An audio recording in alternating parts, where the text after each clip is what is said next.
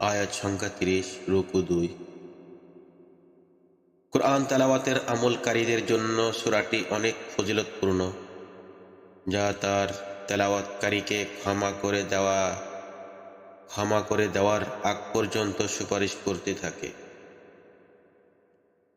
মানুষকে গুনাহ মুক্ত জীবনদানের জন্য কুরআন সুন্নায় অনেক আমলের বর্ণনা দিয়েছেন বিশ্বনবী হযরত মুহাম্মদ সাল্লাল্লাহু আলাইহি ওয়াসাল্লাম।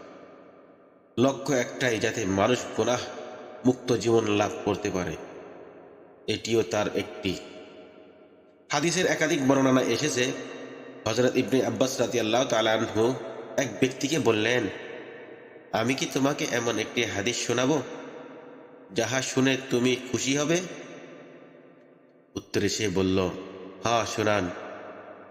ইবনে আব্বাস রাদিয়াল্লাহু তাআলা আনহু বললেন,